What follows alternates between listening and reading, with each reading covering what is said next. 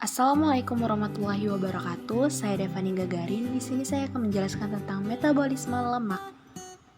Jadi, definisi metabolisme lemak itu merupakan proses yang dimana asam lemak dicerna, dipecah untuk energi atau disimpan dalam tubuh manusia untuk penggunaan energi di masa depan. Asam lemak ini merupakan sebuah komponen trigliserida yang membentuk sebagian besar lemak makan dalam makanan seperti minyak nabati dan produk hewani. Proses metabolisme lipid atau lemak terdapat dalam semua bagian tubuh manusia, terutama dalam otak. Lipid atau lemak mempunyai peran yang sangat penting dalam proses metabolisme secara umum. Beberapa peranan biologi dari lipid sebagai berikut. Yang pertama, sebagai komponen struktur membran. Yang kedua, sebagai lapisan pelindung pada beberapa jasad. Yang ketiga, sebagai bentuk energi cadangan. Yang keempat, sebagai komponen permukaan sel yang berperan dalam proses kekebalan jaringan. Dan yang kelima, sebagai komponen dalam proses pengangkutan melalui membran. Selanjutnya ada fungsi lemak. Yang pertama sebagai pelindung tubuh dari suhu rendah, yang kedua sebagai pelarut vitamin A, D, E, dan K, yang ketiga sebagai penghasil energi tertinggi, yang keempat sebagai salah satu bahan penyusun membran sel.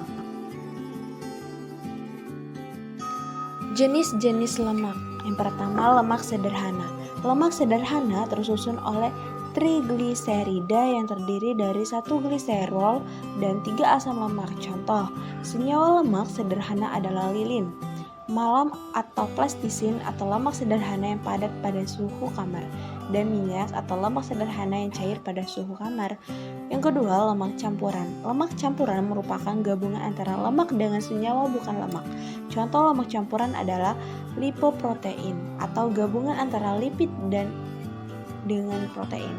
Yang kedua, fosfolipid atau gabung antara lipid dan fosfat, serta fosfatidilkolin atau yang merupakan gabungan antara lipid, fosfat, dan kolin. Yang ketiga, lemak asli atau derivat lemak. Derivat lemak merupakan senyawa yang dihasilkan dari proses hidrolisis lipid, misalnya kolesterol dan asam. Berdasarkan kejenuhannya, yang pertama asam lemak jenuh. Asam lemak jenuh bersifat non-esensial karena dapat disintesis oleh tubuh dan pada umumnya berwujud padat pada suhu kamar. Asam lemak jenuh berasal dari lemak hewani, misalnya mentega. Yang kedua, asam lemak tak jenuh. Asam lemak tak jenuh bersifat esensial karena tidak dapat disintesis oleh tubuh dan umumnya berwujud cair pada suhu kamar. Asam lemak tidak jenuh berasal dari lemak nabati, misalnya minyak goreng. Proses metabolisme lemak. Metabolisme lipid atau lemak adalah proses di mana asam lemak dicerna, dipecah untuk energi atau disimpan dalam tubuh manusia untuk penggunaan energi di masa depan. Asam lemak ini merupakan komponen trigliserida yang membentuk sebagian besar lemak makan dalam makanan seperti minyak nabati dan produk hewan. Emulsifikasi lemak. Tahap pertama dari digesti lemak ialah memecahkan globulus lemak ke dalam ukuran yang lebih kecil sehingga enzim-enzim lipolitik yang larut dalam air dapat bekerja pada permukaan globulus. Proses ini disebut sebagai proses emulsifikasi lemak yang berlangsung di bawah pengaruh empedu yang dihasilkan oleh hati. Empedu tidak mengandung enzim pencernaan tetapi mengandung garam, empedu, dan lecitin fosfolipid yang sangat penting untuk emulsifikasi lemak.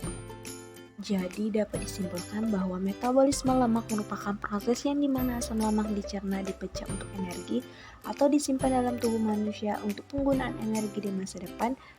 Kemudian ada fungsi lemak sebagai pelindung tubuh dari suhu rendah, sebagai pelarut vitamin A, D, E, dan K, sebagai penghasil energi tertinggi, dan sebagai salah satu bahan penyusun membran sel.